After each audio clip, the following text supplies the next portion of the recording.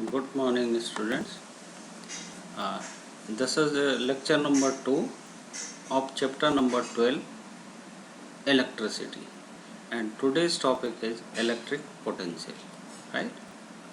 Now, what is electric potential? First of all, you should know that electric potential or electric potential difference is very necessary for the electric current. अगर आप कोई example लें कि there are two water tanks and both tanks at same height, तो water can not flow from one tank to another, but if we make a level difference between two water tanks the water current flows. पानी बहने लगता है अगर हम दो tank को एक पाइप से कनेक्ट कर दें और उनके बीच में कोई लेवल डिफरेंस कर दें. इसी तरीके से किसी भी वायर के अक्रॉस अगर हमने पोटेंशियल डिफरेंस क्रिएट कर दिया तो इलेक्ट्रिक करंट फ्लो होने लगती है. तो electric potential difference is very necessary for the electric current. But before knowing to electric potential difference, we should know that what is electric potential, right? Electric potential is a physical quantity which determine the flow of charges from one body to another. Electric potential से आपको ये पता लगता है कि charge जो है वो एक बॉडी से दूसरी बॉडी में किस तरीके से फ्लो करेगा. ये वो फिजिकल क्वांटिटी है जो डिग्री ऑफ इलेक्ट्रिफिकेशन को बताती है. ठीक है. Now what is electrification? Electrification का मतलब होता है बॉडी को चार्ज कर देना. तो कितना ज़्यादा चार्ज होगी बॉडी वो डिपेंड करता है उसके पोटेंशियल पे. ठीक है.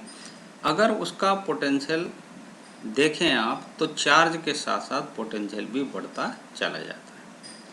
Now come to the definition, mathematical definition.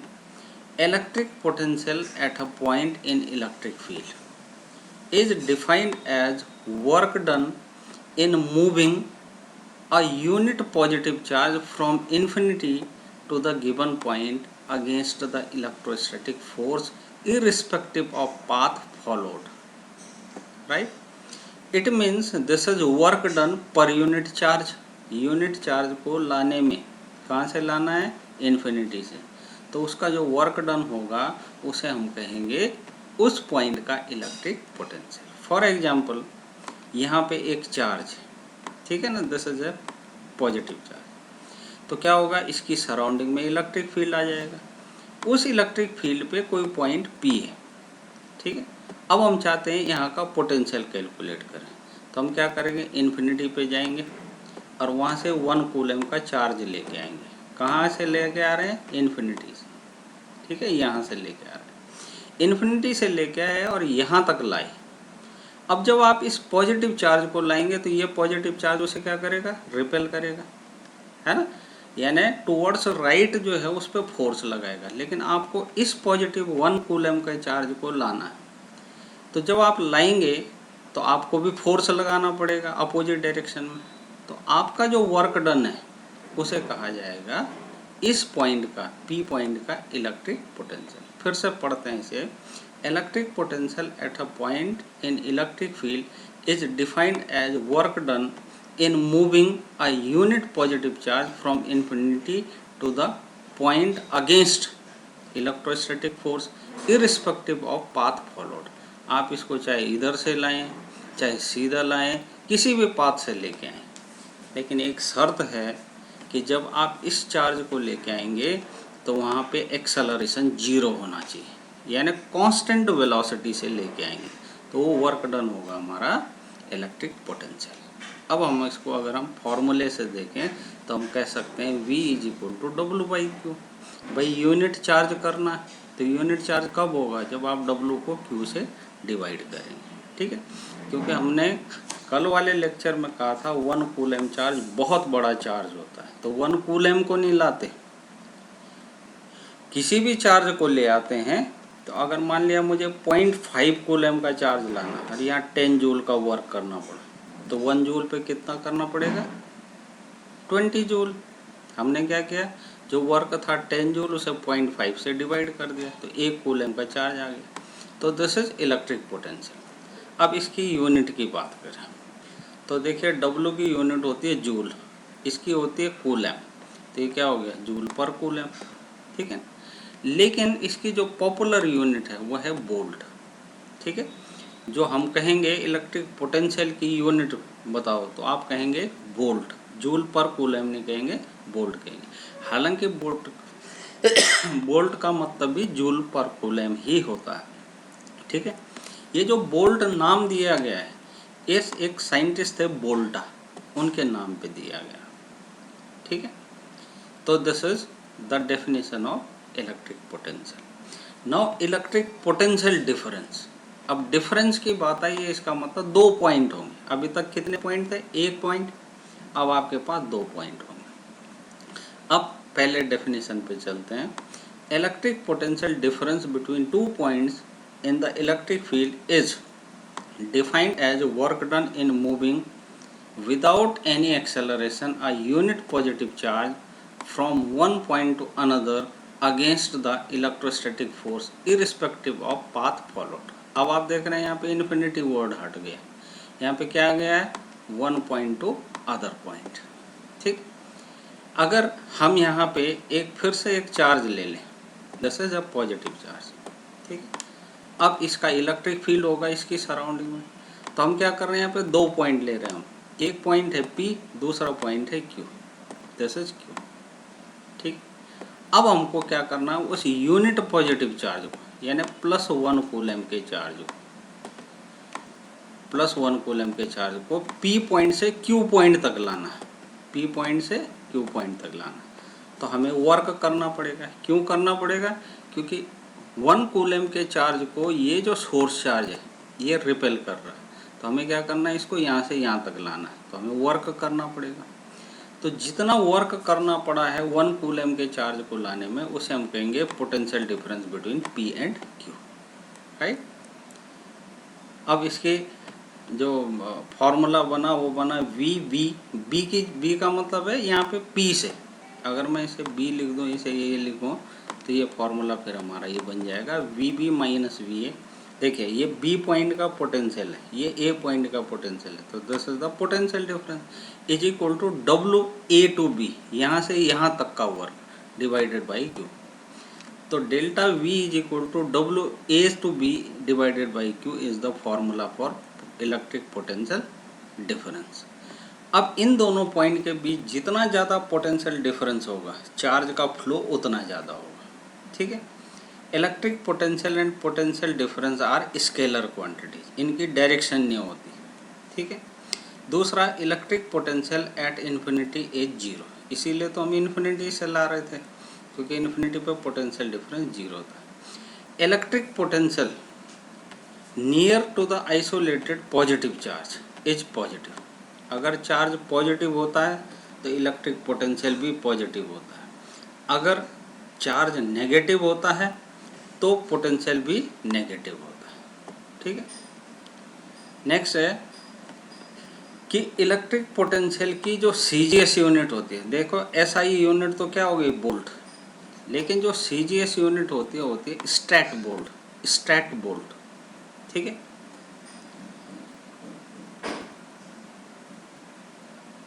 अब देखिए ये क्वेश्चन है आपकी NCERT बुक पे, how much work is done in moving a charge of 2 coulomb across 2 points having potential difference 12 volt. अब 2 पॉइंट का पोटेंशियल डिफरेंस है 12 वोल्ट। आप चार्ज जो मूव करवा रहे हैं वो है 2 कूलम, तो कितना वर्क करना पड़ेगा। अब आपके पास फॉर्मूला है V is equal to W by Q, ठीक। आपको क्या क्या चीज़ें दी गई हैं, वोल्ट और चार्ज, यानी V और Q दिया गया है, आपको W कैलकुलेट करना। तो क्या होगा, W इज इक्वल टू हो जाएगा V इंटू Q। अब V की वैल्यू है 12 वोल्ट और Q की वैल्यू है 2 कूलम, तो ये वर्क आ गया आपके पास 24 जूल, ठीक है।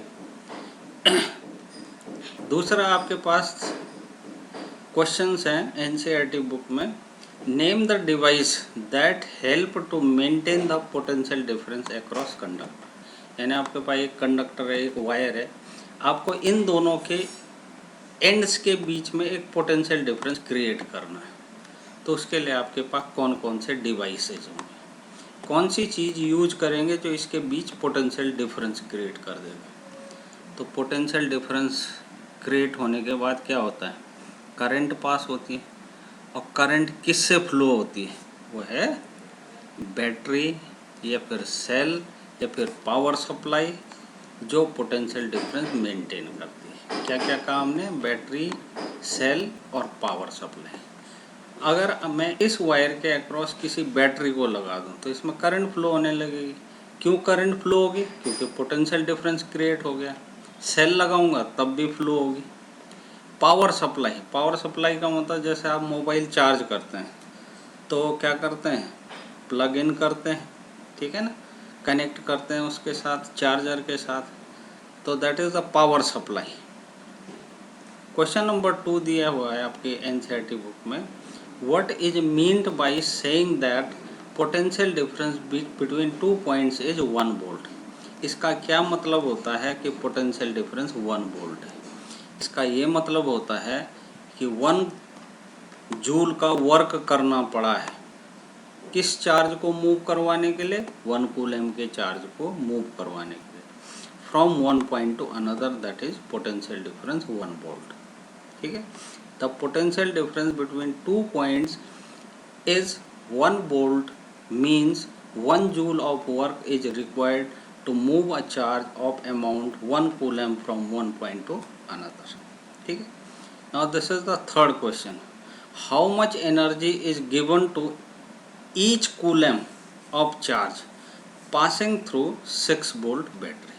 कितनी एनर्जी की ज़रूरत पड़ेगी हर कूलम के चार्ज को पास करवाने के लिए थ्रू 6 वोल्ट बैटरी।